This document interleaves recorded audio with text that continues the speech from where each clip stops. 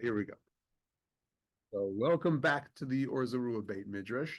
We are in the Route 66 of the Talmud, the 66 most famous Sugiyot, and those that we really need to take hold of and know and grow with as we launch this project over, and it will take us however many years to be really making a siyum on these 66. But so far we've done 6 officially, and this is number 7. So 7's a big number in Jewish circles, just to say. And we're going to get through this first Shavua Shel Masech Tot, or Sugiyot, we should say, the 7 Sugiyot. And I'm going to take us, as I said just before I started recording, we started with some in the A Avodah Zara, according to the English alphabet, and we're going now to another B, not Brachot this time, but to BavaMetzia. Brachot, the tractate of blessings, is really the first tractate. We say it's the first tractate of the Talmud. It's in a section of the Talmud called Ziraim, seeds, agriculture. Really, agriculture only happens because of 6 inches of topsoil in the world, a little bit of wind, a lot of rain, right? And a good dose of sunlight. So really, that's the blessing we all have. Why is the tractate blessings not in the tractate of the Mishnah and Talmud that really is about all of the holidays and about things that seem to have a lot of prayer in them? Because really, the rabbis already are asserting over there that the idea that blessings are partly understood to be the gratitude we stem from, the gratitude we have to have because we live in a world full of the glory of nature and what happens. That's kind of over there. And then it can be scary. Natural disaster can be scary. Natural reality that human beings face based on who we are internally, the evil, the good, all that stuff is happening in Masechet Brachot. We'll get back to some of that because we can't avoid Brachot, blessings, when it comes to the most important sugiyas. But I wanted to start the year off in BavaMetzia. BavaMetzia is in Masechet Nezikin, the tractate that really collects all of the or the order of Mishnah, the part of the Talmud that collects all of the tractates about damages. That's Nezikin, but it's more than that. It's criminal law, civil law, and ideas about decency in citizenship, and our outlooks in terms of the philosophies we bring to the table regarding the nature of justice, crime, and punishment, and underlining all of that, the relationship we have to our neighbors and to each other. Bein Adam Lamakom, between people and God as well, will work its way in there. Bein Adam Lachavero, between a person and his or her fellow, a neighbor. Bein Adam La'atzmo, between a person and himself. And BavaMetzia, while a lot of times it will seem like it's going to be in the midst of very, very particular legal kind of discussions, for instance, between a seller and a buyer, what kind of contract am I allowed to make? Am I allowed to mark this product up? What words can I say? What does contract law look like? That'll be some of the stuff that's within these Masechtot, the thick Masechtot at the beginning of this order of Mishnah. There are 6 orders of Mishnah, right? This order is, again, Nezikin, damages. How might I lessen the damages that happen just on a very basic level, physically, literally, or again, holistically, morally. And so part of what we're going to start in is a very famous section of BavaMetzia, which really is about the commerce of our words, not just our money. It's about the relationships we forge. It's going to focus us in on everyday people, because everyday people do some of the stuff that are going to be part and parcel to the texts that we start with. But it's also going to be about the sages putting themselves in the middle of the whole pageant, the drama, and the Talmudic sages seen as people who kind of do what I consider to be, and I'm coining this, nobody else has my silly idea, but Jewish morality plays. That the sages create text in the Talmud so that they give us messages about pitfalls and dangers we might really recognize in our lives, about opportunities to reflect on our behavior and change it going forward, that there's something to draw out of certain pages of the Talmud by way of mandates on our behavior. And it's a way of reading the Talmud, not just as story and history, but it's a way of reading the history and the Talmudic pageant, the morality play, as a way to understand the mandates that grow out of the Talmud. Okay, so that's the kind of background we need to launch into this seventh Sugiya, which is going to be starting from a page of the Talmud in BavaMetzia that is not here right away, so hold on. Shift.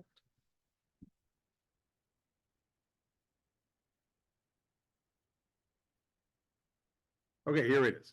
BavaMetzia, we are in chapter 4,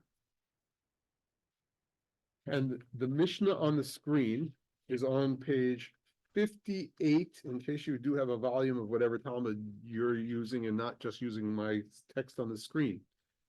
We are on page 58b. Yeah, Rabbi, we're not seeing text. What we're seeing is Your your inbox. email. Really? Hold on. 58 How about now? Nunchet. Still looking at your email. Ah, Yeah. now you're back. Hold on. How about now? Looking good. Looking good. There Yeah. we go. We're all set. Thank you. All right. Wow. Thank you very much. Yeah, always feel free to let me know what's doing out there in Zoom land, because I can't tell what, reception theory. How are you receiving the text? All right. Meiri Yeshlach. Nunchet, right? Nunchet bet. Bet. Now, for those, just a reminder, there's a page number in the Talmud, 58. For the end of it. There's a letter attached to every page, A or B. Nunchet, Why? Talmud, Because in bet. the ancient world, you had a stitched folio into binding, and on one folio, we would say that's the number of the page, and then you had a side A and a side B. We've kept the pagination the same, even though we've bound books and could just, make running numbers, but this gives us a universal way of relating to it around the Jewish globe. Okay. So let's start with the Mishnah. What's the Mishnah? Mishnaic era 200 CE, Rabbi Yehuda Hanassi edits the text. It's a big synod of the rabbis, the sages who made it to Yavne after escaping from Jerusalem. The sages create an entire oral Torah that they memorize. They create a record of that in written form, but we still call it oral because even though it was all memorized by the sages and by their mitorgamin, those people who literally memorized everything a single sage said on behalf of the sage and could bring that teaching into the forum of learning that the rabbis created, this new project that they called the Beit Midrash, like we're sitting in a Beit Midrash, right? They are bringing this text, and then they wrote it down, 200 CE, and the Mishnah is the following. Matnitin starts out with the Mem Tav Nun Yud all the time, and that is, we teach in the following Mishnah. Kashem she'ona'ah b'mikach u'mimkar kach ona'ah bidvarim. Just as there is a prohibition against exploitation in buying and selling, and the little N there, always, this little N always brings us to a nice note in the Steinsaltz, so we'll just go check it right now, because Jewish reading is never static. It's always bouncing one place to another. And so the note is,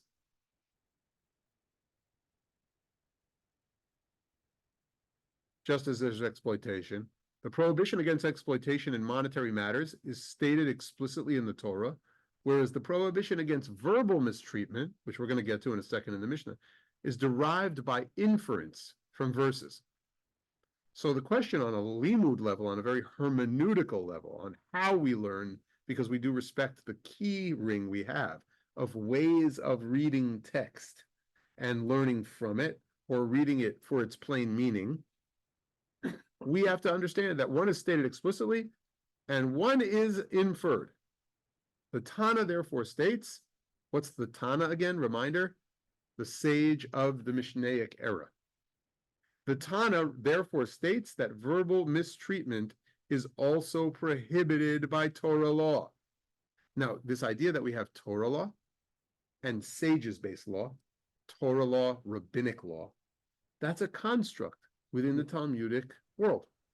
Some things, if I can say that they're directly from Torah, going to seem like they have a lot more strength and power than if they are derived by rabbis. And some will take rabbinic law and say it's lakula. I don't have to be that stringent with it. If I forgot to do something by way of rabbinic law, I shouldn't fret. If I forgot to do something by way of the Torah law that I can define as Torah law, that's big deal.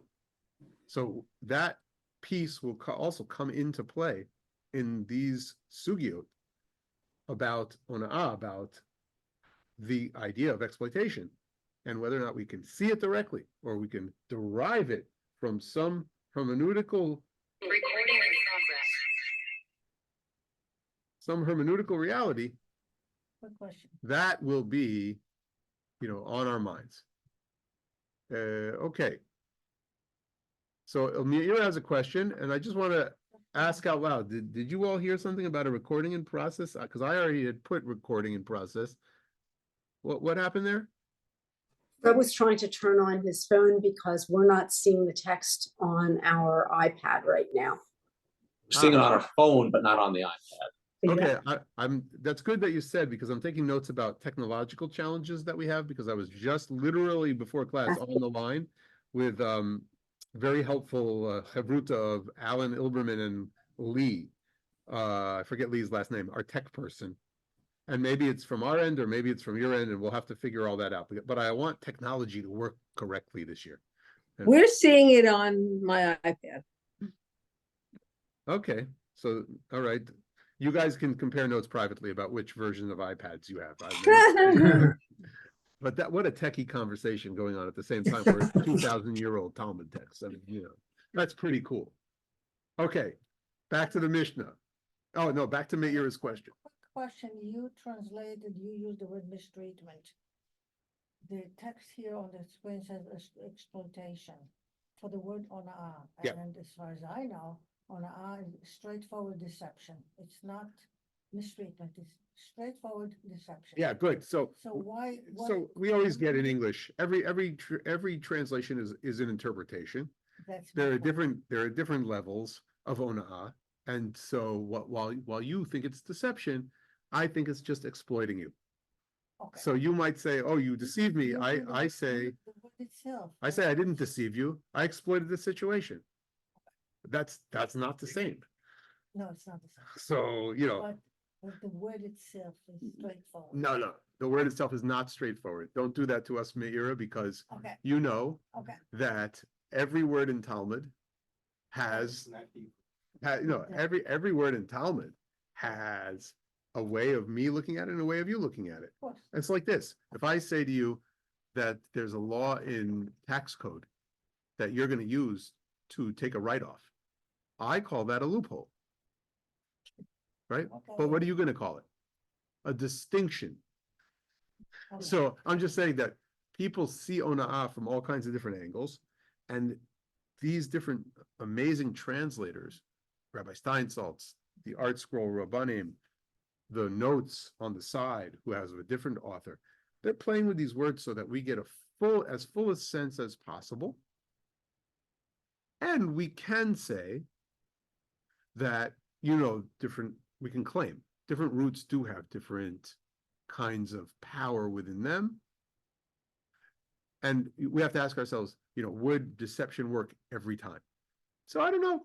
But hold it as a question, because you could, if you were the translator, the chief translator of these projects, and you said, well, I don't think exploitation is the right word after reading the texts, which for sure it's an argument to be made. But let's hold out. Let's hold out. See if you think Well, exploitation. and deception, there is definitely a difference between them, so they can be differentiated. Well, again, I don't need to interfere anymore. No, I mean, I'm saying it with a little bit of a kibitz. In other words, if you feel at the end of the day, after we read the text, that exploitation simply doesn't fit, and that deception would be the better word, Okay. let's hold it. Let's hold it as a question. Okay, so kashem she'ona b'mekach u'mimkar kach hona'a b'dvarim. Just as there is exploitation in buying and selling, so there's ona'ah in statements.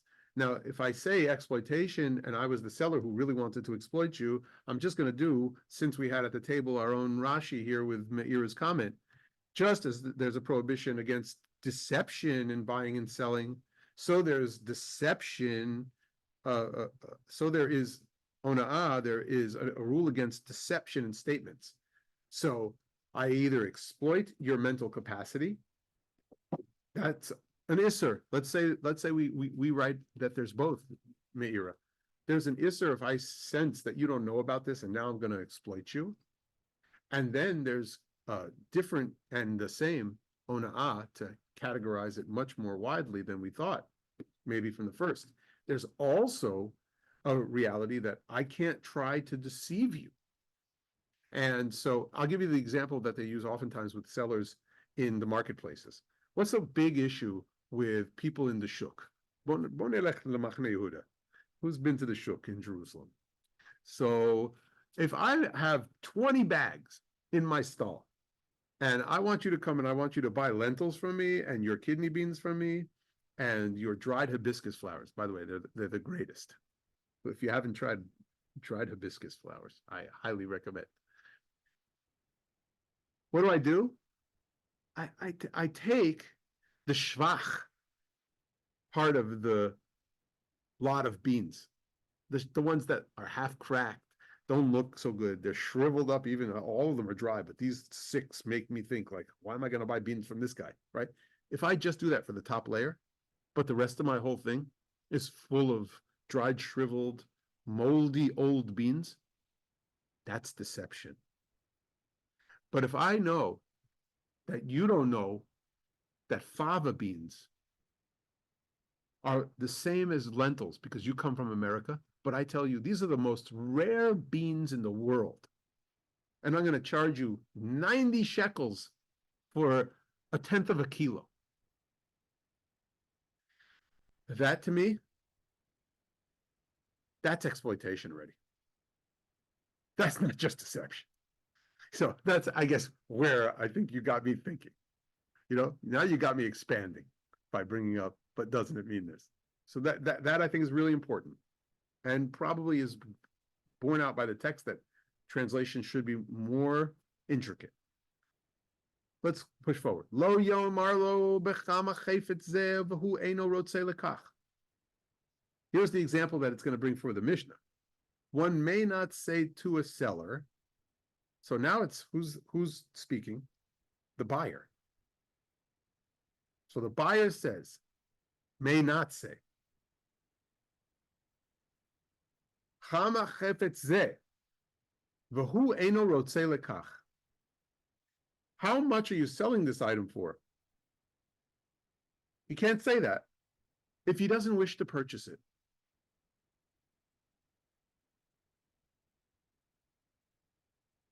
He thereby upsets the seller when the deal fails to materialize. Now, wait a minute.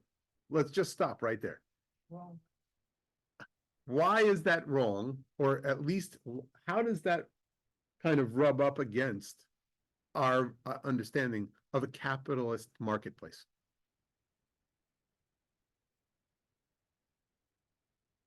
Right? That's sounding a little less than free market trade.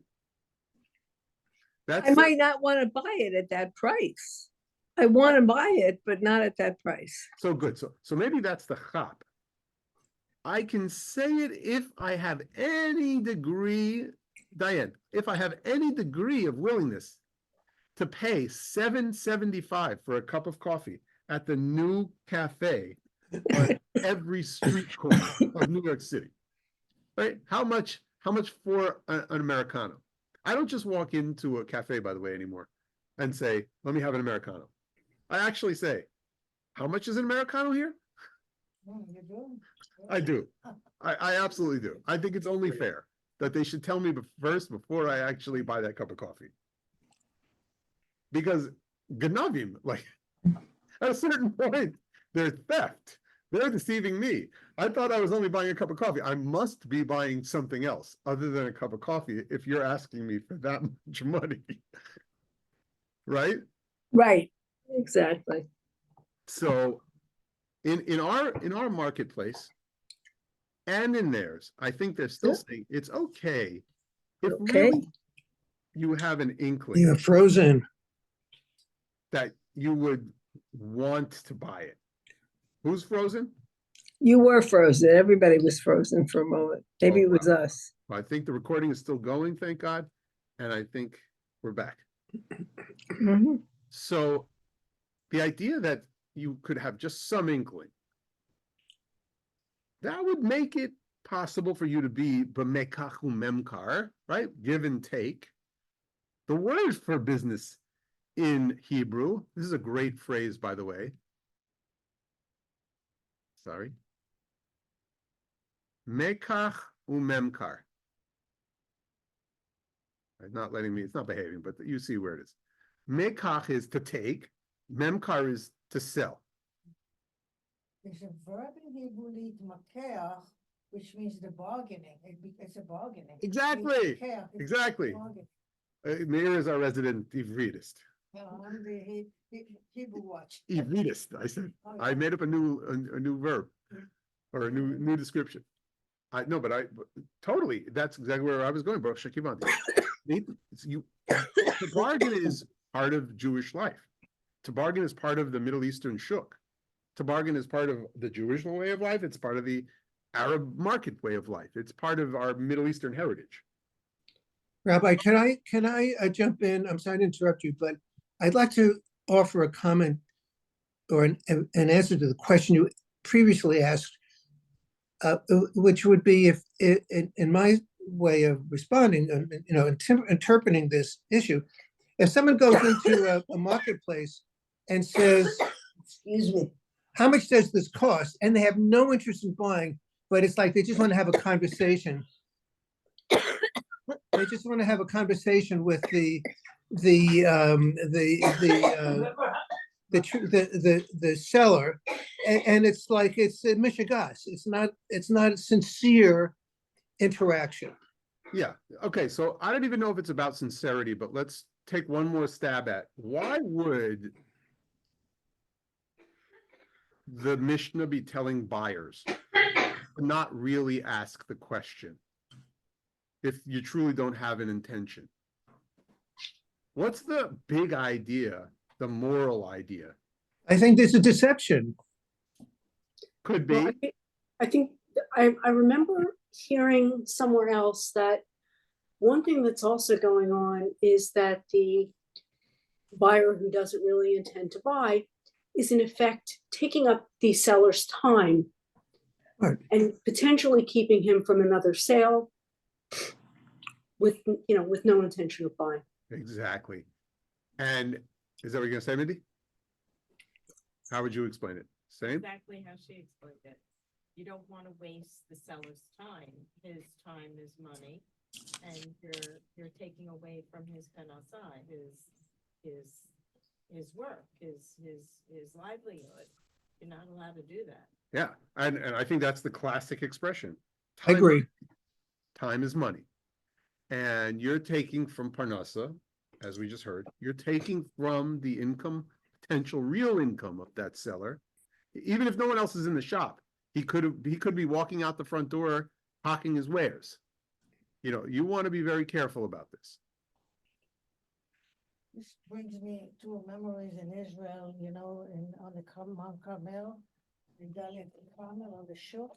or Sphere where the Druze and the gift shops are? Yeah, Daliat El Carmel is the Druze market. Yep, same thing, okay. I've been through these experiences many times. You walk into the store, whether there are people there or not, usually, especially if it's first thing in the morning, and there's a phrase in Arabic, they call it siftach. If you're the first buyer walking in, get a special deal. Anyway, and you ask how much that is. What you're doing is you're creating a psychological pressure on the seller because, oh, I want to make a sale. Maybe the person will buy it, maybe not. So maybe I'll cut down the price. They look into your eyes and they try their darnest to make you buy things by cutting the price and this and that. So maybe you're exploiting them that way. They cannot give you the right price, which they might deserve just because they want to make the sale. So it's a psychological play of the not supply and demand, but where the demand is, who Mhm. has the more demand. Yep. That's how I see it, because I've seen that happen to me Yeah. many times. I think you're adding another layer. That is, if I know the culture of a marketplace as well, Exactly, and I exactly. go in at a certain point and I do this, it's much more deceptive or exploitative. And here I think exploit really does fit, because the idea that you're exploiting the goodwill of the seller. Yeah. The idea that the seller has that, okay, this person really thinks about buying this thing. Now, that's not, again, not to say that we can't ask for prices if we're somewhat in the market, but be careful about having an awareness when you are in this space and you're really not interested and don't want to take from the time of the seller who has the possibility to make a living, to sell something of his merchandise during that moment. What are you going to say, Ari? I'll say two things. One, it's like an emotional letdown. Every sale for him is to pay the rent, to feed his family. So you're getting to this, I'm about to be able to start covering my expenses. And then I just wanted to know, I don't think knowledge is power. What would stop them from going to another seller and saying, by the way, he's selling it for 5 shekels. You can adjust your price. Like, there's power in that knowledge. Yeah, there is. I might, if I was interested in really making a purchase, be allowed to ask what the price is by you versus over here by him. Because comparing two things, and then you telling me about the quality of your merchandise, that there's a discussion about, that's allowable. But if I'm really disinterested, which is at the core of what's going on here, then he's thinking I could pay my rent here, and you're saying, I'm just playing a game. That's only if you're playing a game, but good buying is bargaining, going from place to place. And we're playing saying one it's against possible. The other. And then who's to say that that's wrong? And we're- I mean, Intention. just because you're not buying from this particular guy, Yeah, and that's why I want you to read the Mishnah with this in mind, as we read text. Intention is Eino what is rotse. valuable. It's not proof. It's This not- phrase, Eino rotse, is the defining factor here. You really have no interest. You don't want it. What are you gonna say? It's okay, it may be off course, but you mentioned the word bargaining. And if you don't mind to zoom out a little bit, Rabbi, again, you mentioned in the beginning Torah versus the Rabbanah. So I'm just curious if there's a place in Torah where there is bargaining between Moshe and Hashem. Like, is that where we learn it from? The bargain, like. As a matter of fact, look, Yeah. you could learn from Abraham when he's buying the cave of Machpelah. Right, Right, right. I mean, that's very classic marketplace. isn't that where we learn Yeah, it from? of The course. Torah? Of course, so we don't say that that's a sword, but what we are saying here is a sword. What we're saying here is forbidden, is when you have absolutely no intention of buying it. So here's the personal challenge that I take upon myself as we make personal meaning from any of the texts that we study. I really do hesitate, even though I'm going in to see what maybe the new products are here or there. I hesitate to speak to salespeople and give them any kind of inkling that I'm going to use their precious time if I really am not willing to open my wallet. There are some days that I'm in the market that I literally go to a big marketplace, and I do this, and I'm still thinking about this Mishnah. There are other days where maybe I would. I don't fall into the category of Eino Rotze. If the offer was there after I asked how much this is, what is there a sale on it today? Is this the final price? Because sometimes by their computers, boy, they can really find you a price. So sometimes I'm willing, but I'm careful about this. And also, I think a lot about this, not just if I go into markets or malls or department stores. There's a marketplace. I live near 86th Street. There's a bazaar of stuff. Are you allowed to set your eyes on something? Are you allowed to admire the work of a woman who's woven and knitted and created crocheted flowers in bouquets, and get her hopes up by looking? Well, I think you're allowed to look. I don't think you're allowed to ask, unless you really were willing. If you're Eino Rotze, if you are completely unwilling, I think you have a boundary to create for yourself. And what we're talking about here by way of the Mishnah and defining these categories can trickle into our persona in the marketplace, our status as buyers and sellers in the marketplace. Aaron in the Beit Midrash, and then Aaron online, or Diane, whoever's got their hand up. Just to follow your point, if you're not interested, but it's okay to look, to admire, that's your cutoff. What about violently picking something up and touching it, and then putting it down on the table? Yeah, I mean, that to me is a whole different thing. I don't think this one's actually dealing with picking an item up and handling. I'm going to leave that for a different Talmudic passage, which does really. I'll just say one thing about it. As soon as you pick anything up, even though in a lot of American stores with a minor something, they'll write into their budget, if you will, the breakage that goes along. In Jewish terms, you're chayav. If I pick something up and I break it, in totally Jewish terms, I'm responsible to pay for it. So just putting that out there as an interesting way to think as a Jew. All right, Aaron online here. So, And excuse me. I'm reminded of being taught that on Shabbat, you can't, it doesn't seem to be a prohibition of window shopping or going into a store. But by going into the store, you are giving the proprietor an idea that you might be willing to buy. And if you're not going to buy because it's Shabbat, you don't go into the store. well, I would say the following. If you live in an area in the world where there's a big marketplace and you have to cut through it to get from your house to the shul, you're allowed to walk through the marketplace. Understood. But if I can avoid it, I literally do what the prophet Isaiah says, Im tashiv mishabat raglecha, asot chafetzacha b'yom kodshi. You have to take your feet out of the marketplace.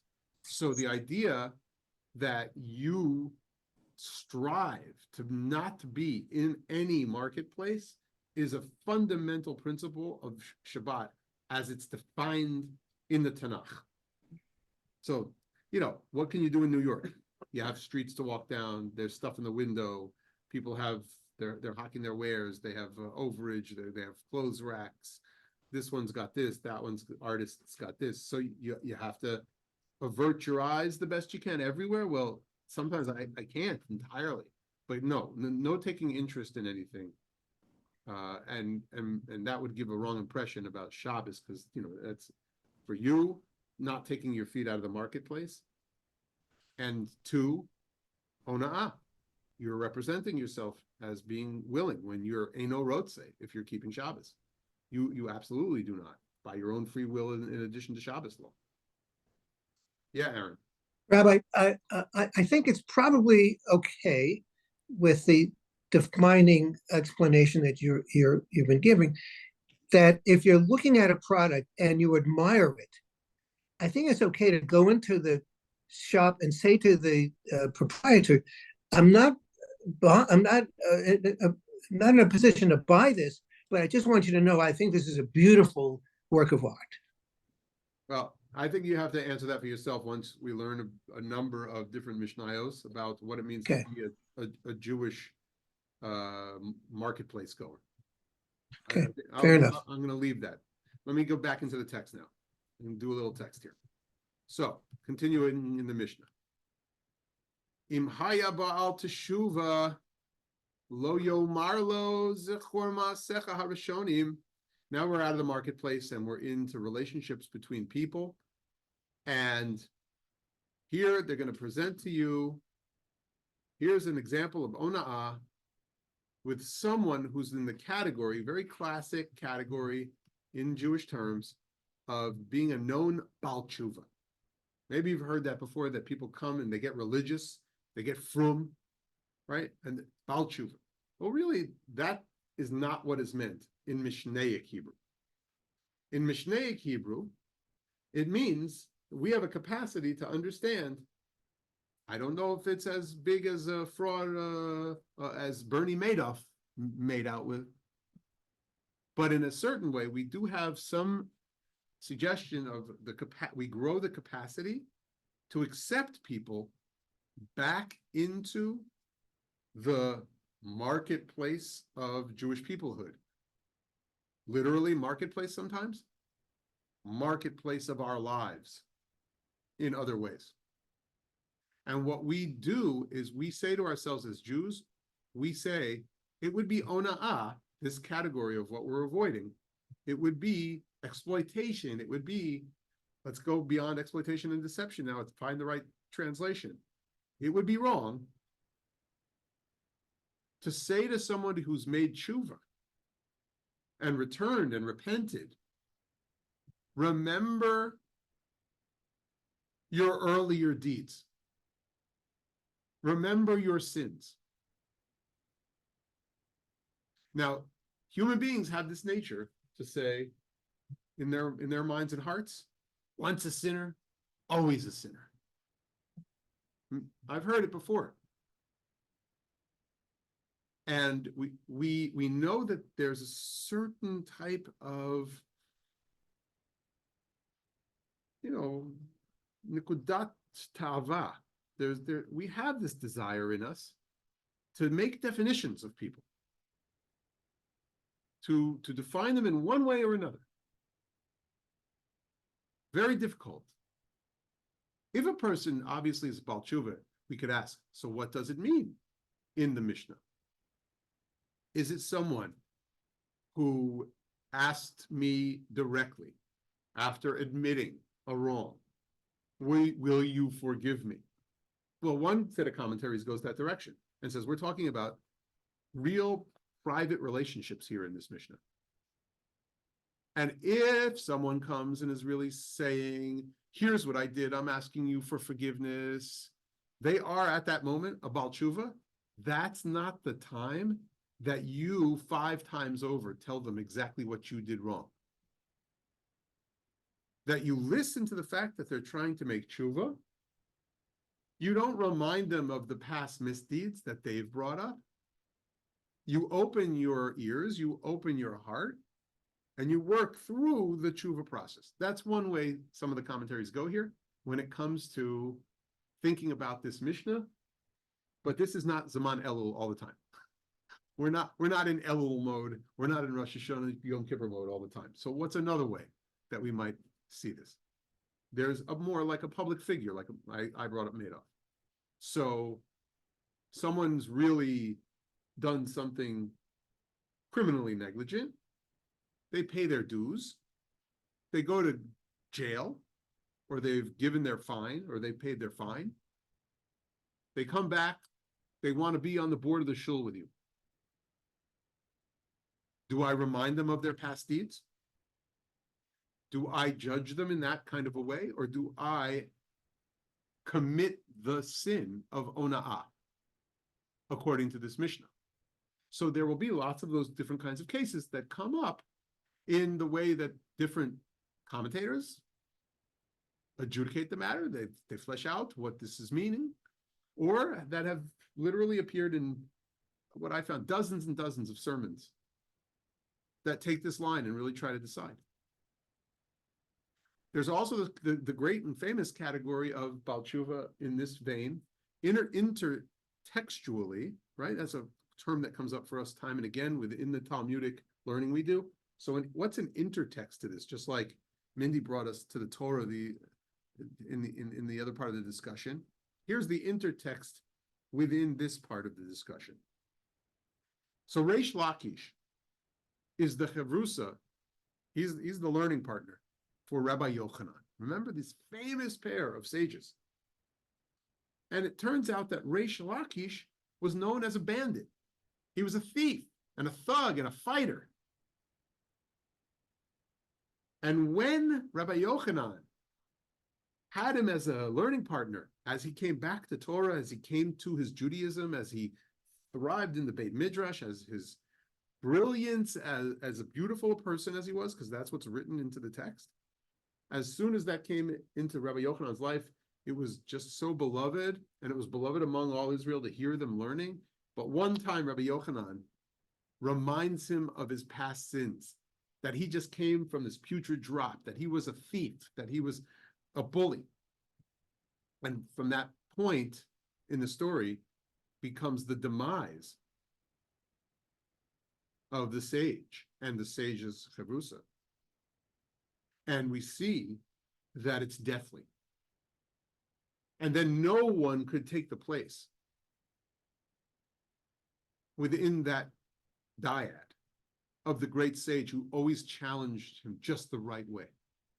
So that's the intertext piece and the way to go in interpreting this phrase of the Mishnah, Bein Adam L'Chavero, between a person and his chaver, his colleague. And a lot of times in collegial relationships, when we're very close to people and have long-term histories with them, long years of relationships, it's very easy to remember one time or another when someone didn't exactly do the right thing, either by you or frankly, the right thing at all. But this is the Gemara's challenge to a Jew. And so, we oftentimes see that. And of course, we have other categories of mitzvah living that will stand against that. People need to hear tochacha sometimes. They need to be reproved. There's tzedek tirdof. You shall surely do justice in just ways. All these things could be brought up as what we have to weigh at any given moment. Of course, we live in, kind of value concept constructs all the time. But that's a reminder that sometimes maybe I'm doing it in such a way that I don't need to do that. I don't need to do that. So that's the Baal Tshuva example. Then it goes, the imhu ben gerim lo yomar lo zachor ma'aseh avotecha. And now we get into this other section is, if we had some sugiyas and brachot that we did last year, for those who were in the Beit Midrash, where Rabbi Gamliel has this servant Tabi who's not a Jew, and he doesn't really count in the minyan, but he knows more wisdom than some of the other sages, and he's such a delightful guy, and at some point he might be a convert, because always those servants who are sagacious, they're on the cusp of becoming the great converts. But we also know that there are great converts in our community, and so what we said about Rabbi Gamliel, by the way, and Tabi, is that they set each other up as, again, a sage's kind of play to show you what it meant to have boundaries between Jews and non-Jews, and who had obligations and who didn't. Well, over here, I'm assuming that there are converts, and there are righteous converts within our community. This Mishnah turns then to not just a Baal Tshuva, but a righteous convert. And that's open for conversion, our tradition and faith, our people. And it says, you shouldn't say to a child of converts, remember the deeds of your ancestors. Even if they weren't officially, says one commentary, two converts who had the child, but he's ben gerim, and that's just a nice way to refer to the decent people who could have been gerim, but he is truly a convert. You don't remind that kid, you don't remind that woman, you don't remind that guy that, he comes from a non-Jewish family. This is not easy for everybody over time. We have a lot of literature, a lot of fiction, a lot of short stories that really deal with the tension of having a relationship with converts. We know within families how sometimes difficult that is. We know for other families that it's been a blessing. We know for the Jewish people it's a blessing. We know for our congregation, amazing converts. Blessing, total blessing. Not only genetically, I mean physically, but I mean like this wonderful expansion of our community. That's why this Mishnah really deals with it. Don't say they were idol worshippers. So you are too. Inherently, you're just so full of that. We know who you are. No, you cannot say that because Shenemar, V'ger lo toneh v'lo tilchatzenu. It says explicitly in the book of Exodus, and a convert shall you neither mistreat nor shall you oppress him. What might you have expected there? I think a lot of times people think that that's going to be the quote, do not oppress a stranger because you were a stranger in a foreign land. That's not exactly the case when it comes to converts. Converts are a different category. Do not oppress a stranger keeps people in you live amongst me, but you didn't totally convert kind of category in terms of the Bible. You live amongst me and you didn't convert yet totally. It's not an overarching phrase for every foreigner on the level of a universalist principle, by the way. So we could talk about that at a different time because we're going to get to all those explorations of what it means to not oppress a stranger because you were a stranger. But here, you don't remind a convert of earlier deeds. And it quotes a pasuk from Exodus, and it says specifically about a ger, lo toneh v'lo tilchatzenu. And it gets into the question of what is a ger at the time of the Exodus, someone who lives close to us. We don't yet have an official conversion kind of reality within Torah itself, except to say, we see it happening. We see that Moses marries Tzipporah, that Yitro really takes on some Jewish aspect. Did he convert? Did he not? When he went back to Midian, do we say he's just kind of a fellow monotheist at that point or not? But finally, Ruth will say it out loud in the most coherent way. Wherever you go, I'll go. In other words, I'm part of your civilization, and your God will be my God. Right? You have a God, Naomi. I'm taking on that God of Israel. And then I'm acting in terms of Jewish law, the book of Ruth. I go to the field where there's gleaning. They're doing tzedakah. I learn the ways of the Jewish people. And through that, she becomes a part landowner in a family and absolutely part of the Jewish people and the progenitor, the line of King David. So that's a powerful thing. Given all that in the background, remember the sages know you're reading with all that in the background. And they don't want anybody reminding this is the fact that your forefathers, foremothers were idolaters. This is it, Ruth. Your parents were from Midian. And it says in Deuteronomy, no Midianite will come into the company of Israel. Davka, again, the intertext of the book of Ruth in the Bible is, no, they shall come into the family of Israel. We use exhortative language a lot in Torah to make a statement that can't just be anyone. There's got to be some standards. We use the exhortations to say, this is your inherited promised land. Let's go kill them, guys.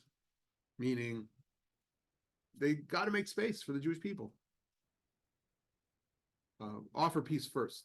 At every encounter was the way that most people interpret the simplest sense of Tanakh itself.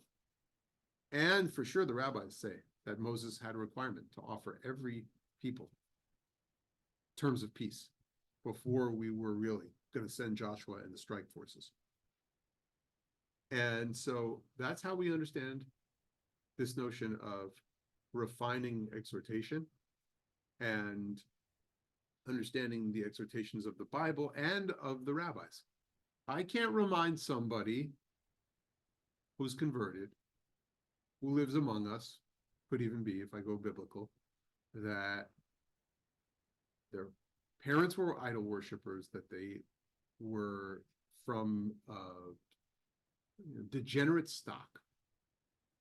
I don't mistreat them when it comes to the active notion of including them in my legal approach. Boaz did not mistreat Ruth when it came to the corners of his field. And I don't oppress them, for sure. I don't really create any onerous kind of test to see if they deserve my attention or my benevolence. Okay, so that's where the Mishnah leaves us off, quoting the Exodus verse. Diane or Aaron, you have a hand up.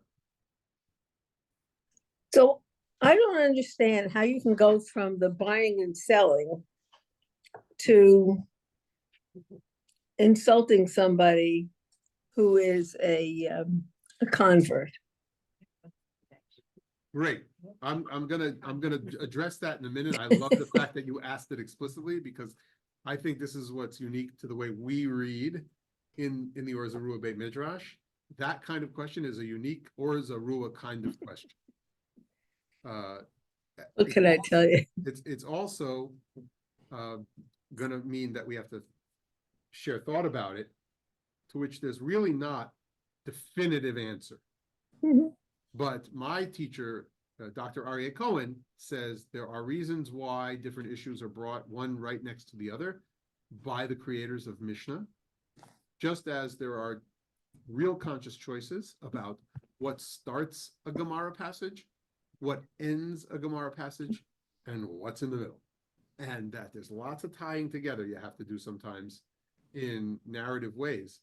And at the very least, there get a midrash talking and see if there's any connections to our day. In other words, that the rabbis had this in mind for the Jewish people, how, like when they edited it, when they put it together, and forevermore.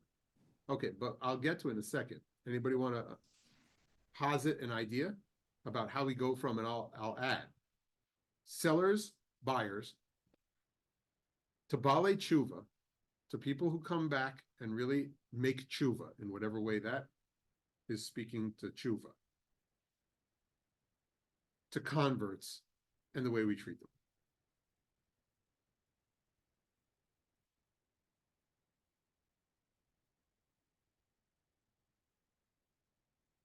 Yeah. Three very interesting pieces. So if I was to begin sharing some of my theories about this Mishnah, which I've been sitting with for a couple of days, so, but it could come to you. What I want to claim about BavaMetzia and the Bavas, there are three Bavas, Bava Kama, BavaMetzia, and Bava Batra, is that oftentimes the rabbis will take a marketplace scenario and they'll be using it as a metaphor as much as they use it for marketplace ethics teaching.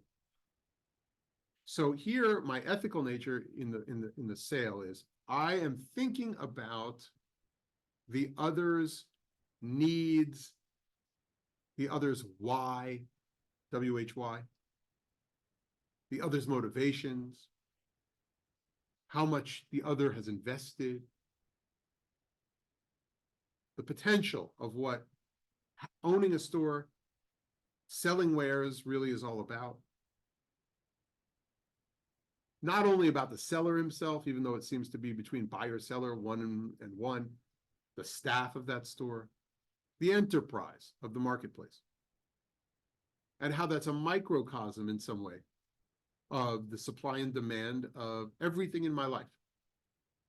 Supply and demand, and I believe the rabbis had this kind of a relationship with the market, even though they weren't espousing it like the Enlightenment philosophers, and Adam Smith particularly, in terms of the morality of the marketplace that Adam Smith wrote about, in addition to the way the marketplace works in The Wealth of Nations. Because, you know, the treatise from Adam Smith about morality is as important as is The Wealth of Nations.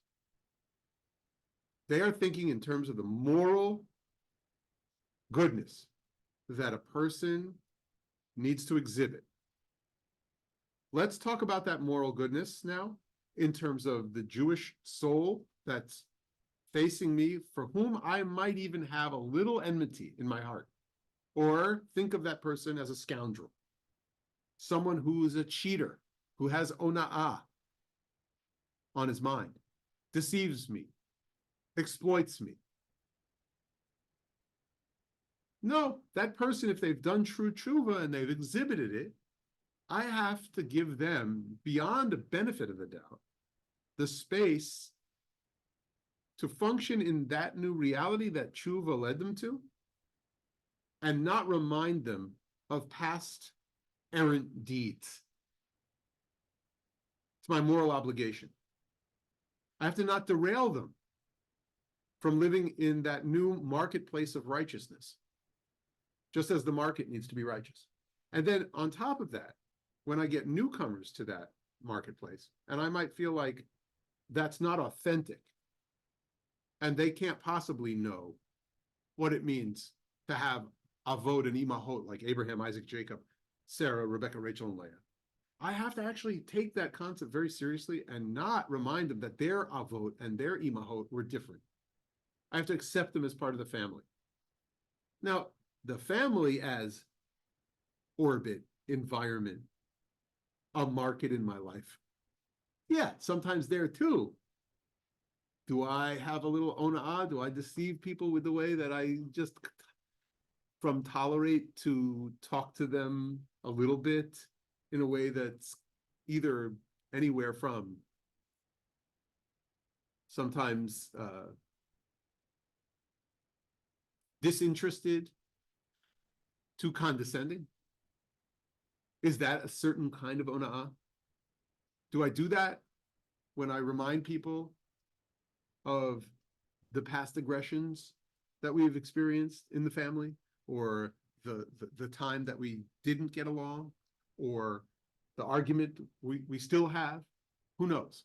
Some of this is all about how we function within these orbits of the true marketplace to the other markets of our lives. So that's my contention so far. And when I define my relationship with my colleagues as yet another market, that's what some of what's going to happen on pages 58 and 59 in the Talmudic corpus that we're going to get to, in the Sugya and the Sugiyot that we're going to get to after this Mishnah. It's going to be about the true marketplace. It's going to be about the Jewish people on the way out of Egypt, what we were to learn about being a moral individual and people. And then it's going to go to the marketplace of colleagues and how they treat each other in a very deep sense, and also our relationship to God, and bring us into all of this, these questions about, am I really buying this or not? Or am I just faking it? Which is a good question for us in our lives. Am I invested here? Or am I deceiving anyone? Is it about the ona'ah that I behave with? All those are really, really like, this is the best kind of mirror, right? So it becomes a really interesting Mishnah in the corpus of civil law that this is planted in, and reminds us that the Talmud, even in Nezikin, even in the civil criminal law sections, is really interested in our lives as Jewish people, individuals, and as an as a family of Israel. All right, so that's my stab at it. Diane? Anybody else have reflections before we move on? I think the following text is great examples. I'm just reading. It's going to come. It's going to come. Very juicy, I would say. It's very juicy, Meira says. She's previewed the text. Yeah. Exactly on that. I'm just reading on top about selling a horse and in the helmet during a war, which may mean exploitation, but it's not, because it morally could save a life. So it's basically talking about moral issues, regardless if it's in war or in business or in just shopping. You're right. I mean, interesting. I did not plan on dealing with that Breita. I chose this Mishnah to start with instead. The reason it's on the screen is because the rabbis put it there, not because I did. So I just want to make that clear. I understand, but it fits right into but what it- we're doing. But Same. it doesn't. So Ari's noticing this Breita. Let's just look at it quickly since he brought it up. Tanya, Rabbi Yehuda ben Beteira Omer, Af hamoicher sus v'saif v'chatitom b'milchama ein lehem onah mipnei sheyesh behen chayei nefesh. So it's taught in the Breita that Rabbi Yehuda ben Beteira says, even in the case of one who sells a horse, a sword, or a helmet during the wartime, these items are not subject to the halachot of exploitation because they then have the capacity to preserve life, and a person is willing to pay any price for them. So there you had price exploitation. But they're saying that if they happen to go up during wartime, I really can't call it exploitation. By the way, how many sellers saw the possibility of raising the price for bulletproof vests and flashlights over the last year and a half, and did so as we were all trying to get tons of supplies to Israel? And you know what? We paid the price. Didn't matter. We weren't yelling exploitation. We were just paying whatever was necessary. All right. If there's no other comments at the moment, let's at least say we got through a Mishnah and started Gemara this week, because we're not around next week for Talmud. What we're doing next week on Wednesday is that the Chevra Kadisha has a 7 o'clock program. Ben Charkow took on the leadership of the Chevra Kadisha at Or Zarua, and he invited Phyllis Solomon, he invited Ilona Charkow and Rabbi Amy Bolton to speak about the power of Shiva. And there's going to be a little bit of a discussion about the possibilities and power of community. Here, 7 o'clock? Shiva, yeah, here, 7 So o'clock. So we have the 7 o'clock here, a different topic. There, we have a Chevra Yeah, Kadisha yeah, program, okay. 7 o'clock. Just- There'll be food, by the way, delicious food from Miznon, and everybody's encouraged to come. Okay. Then the following week, we'll pick up with Gemara class. So the 13th. So- All right. Mhm. Let's do a little Gemara together. Tanu Rabbanan, famous saying of the Gemara. The editors of the Gemara say, this is Breita material or Tanaitic material. It is written, Lo tonu ish et amito. You shall not mistreat one man, his colleague. Ba'ona'at divarim hakatuv midaber. It's really teaching us about verbal mistreatment. Ata omer ba'ona'at divarim, o eino ele ba'ona'at mamon. Wait a minute. Is that verse, which again, the rabbis feel so important that a verse has to hold a lesson, and that a verse might not be able to hold 2 lessons, just as a way of approaching a verse. So I want to know, is it about this verbal mistreatment, or does that verse come to really teach us about monetary exploitation? Mamon. Kasher hu omer, b'chi timkaru mimkarer la'amitecha o kano miyad amitecha, harei ona'at mamon amor. No, when it says in the previous verse, and if you sell to your colleague an item that's sold or acquire something from a fellow's hand, you don't tonu, you don't exploit his brother.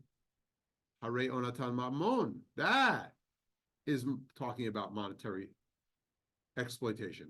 Hama'ani mekayem lo tonu ish et amito ba'ona'at devarim. How then do I realize the meaning of the verse? And you shall not mistreat one man as colleague. It's not saying the same thing. It's not repeating in verse 17 what I already learned from verse 14. Lo tonu ish et amito, that mention of not exploiting your fellow That is with regard to verbal mistreatment. So I have this notion of not learning about verbal mistreatment. And again, I have the note from Rabbi Steinsaltz here. Let's look at it. Verbal mistreatment. That's especially severe, as it affects the person himself, not his belongings, and payment of restitution is impossible. Consequently, the prayers of one who cries out to heaven after being verbally mistreated are answered immediately. Quoting for you a tradition we have. The Ramah rules that the prohibition against verbal mistreatment of another applies only to a Jew who observes Torah and mitzvahs. I don't really know sometimes why he has to include the little glosses. Mistreat everybody else. Yeah, I mean, really, is that helpful by way of a commentary on the Jewish truth? I guess he's dealing with the fact that it really says that in the Ramah, and then we have to debate, like, why would he say that? Right? Why would he say that? Maybe because they think that disparaging words are going to help people find motivation to keep Torah and mitzvahs. I don't know, but it doesn't seem to work for me. What constitutes verbal mistreatment? These are the cases given.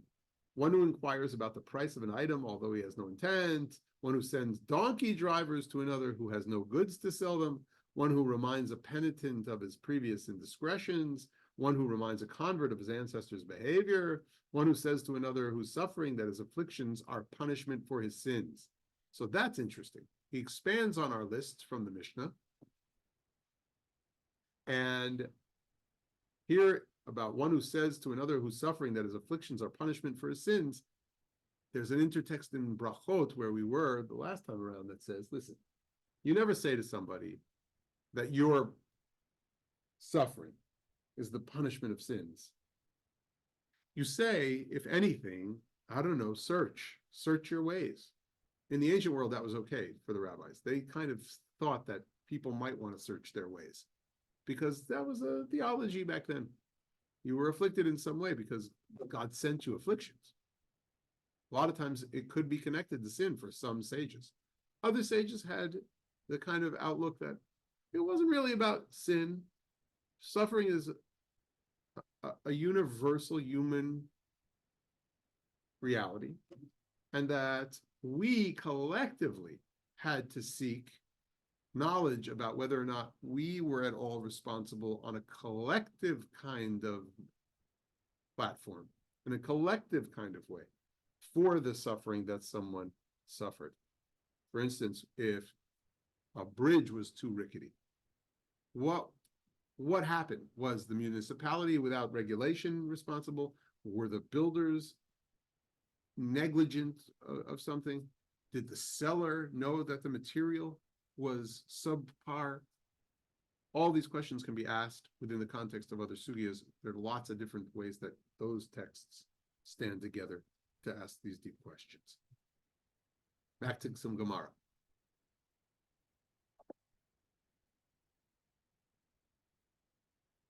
Second little paragraph. Ha ketzad. So verbal mistreatment. We're going to get some examples. How do we understand this case? What's it look like? If one's penitent, another doesn't say to him, remember your earlier deeds. If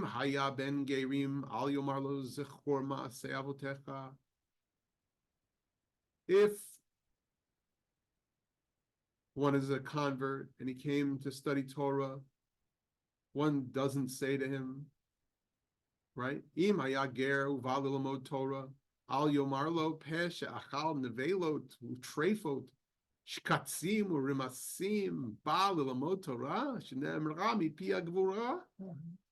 If you came to learn Torah and you don't see him as someone who it's not worthy because he used to eat treif,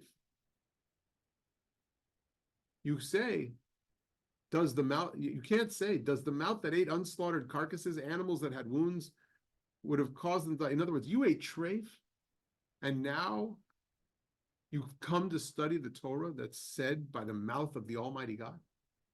In other words, that mouth that ate treif is going to now say words of Torah? You're not allowed to share such words. The Gemara, by proposing these things, is literally, I think, saying that sometimes people have these thoughts.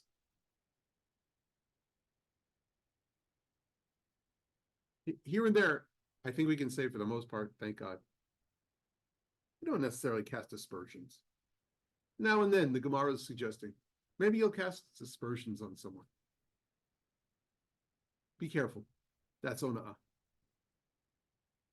And particularly when it comes to being in this mode of convert. And here it's still a time where the word ger, like in the Tanakh, it doesn't mean that everybody has officially totally converted to Judaism. It could mean in certain passages that it's people living within your precincts, around your courtyards. Remember, we've discussed over the years in class, the Jewish community didn't live in a small little ghetto, and this little group of people from that tribe over here, and this little group of people who had taken on this religious identity over there. There's a lot of mixing in some of these places. Otherwise, markets weren't going to really succeed. Otherwise, the way that people shared agricultural knowledge wasn't going to succeed. You had to have a bunch of different people mixed in.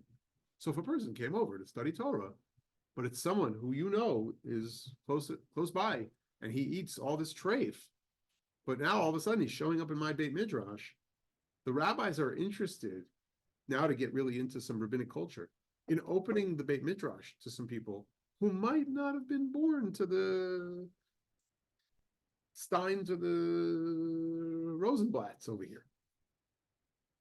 So he's interested. We know from Masechet Yoma, for instance, if she's so hungry, the woman, pregnant woman, that she wants to eat, and because she smells the pork and she wants to eat it, you have to give her a bite. Yom Kippur's passed, no one's eating pork. What does that mean by way of the physical reality of the culture of the rabbinic age? There could have been someone very close by, cooking some chazer, cooking some pork. The smells were in the air. Rashi, by the 11th century, lives in Troyes, says, oh, you're going to smell that bacon on the grill, but you're going to say, oh, my sweet Father in heaven commanded me. I'm not going to do it. I have a mitzvah. We lived that close. The beginning of Avodah Zarah that we studied. Remember, they had marketplaces. You're in the marketplace. Is it their holiday? Is it not their holiday? Can I open my stall? According to the Mishnah, I can't open my stall 3 days before and 3 days after their holiday. But you know what? We all need to make a living. The Tosafot in the Middle Ages say on the page, you can open your stall. You don't have to worry that they're going to use it for some kind of crazy ritual. You don't remind them where they're from if they live close by, if they've come to study Torah. You don't say, listen, I think you're treif. You don't say in your mind, oh, the treifniks are sitting with me, learning. You say, wait a minute, what's the possibility here? They might use what they buy from me. They might use the Torah. They might glean. They might gain. They might digest the Torah here that they're studying and become people who walk like Balei Tshuva, like those who return to God and God's Torah and our truth. So, very important. The examples continue. So let's talk about this. Torments are afflicting a person. If illnesses are afflicting him.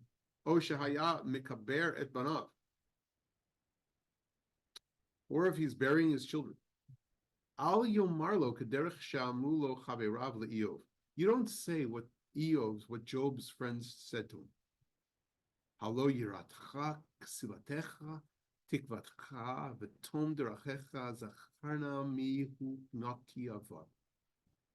You don't say, is not your fear of God your confidence and your hope the integrity of your ways? Remember, I beseech you, whoever perished being innocent, certainly you sinned, in other words. And there's got to be some reason that you suffered this misfortune. So here is that alternative. You don't say, search yourself when someone's in the midst of their suffering. You don't say these afflictions are from heaven. You don't say, God forbid, at a time where someone's going through the worst hours of their lives, that this is coming from heaven at all. Not a reason. For sure, you don't attach a reason. Not even that it's coming from him. So that's a far cry from, I'm interested in that marzipan-filled dark chocolate that's about the size of, like, let's say a 1 by 1/2 inch little, that's going to cost me $7.92 on the scale. That's a far cry, right? All the way from, I don't really ask if I'm not interested, to don't share words of blame and pain when someone's at their darkest hour of suffering. But it's all connected. That's the thing for the rabbis. It's all connected. Because if I behave one way between the buyer and the seller, whichever role that I'm in, I might just behave this way when it comes to using words and understanding my motivations. When I'm with my family, when I'm with the community, when I'm with the larger neighborhood, when I'm thinking about individuals and their place in the world, my own sense of what is ultimately deceptive, exploitative, downright mean. And so what I want to say about ona'ah is sometimes that I think it could be translated as, you can't be mean. And you got to really watch that. And while it sounds simple, like, what we say to kindergartners and elementary school kids, sometimes there's a certain level of meanness within society and all the structures, all the communities, all of the orbits that we find ourselves in. And that could come through our verbal expressions. And we have to understand what to do with those thoughts as they arise. Because if the Gemara is anything, it's a blotter for some of the thoughts that arise within normative human existence, and how we might use Torah words and verses to stop ourselves. That's the rabbi's project here so far. They want to tell you what the mitzvah is. They want to tell you how to fulfill that mitzvah.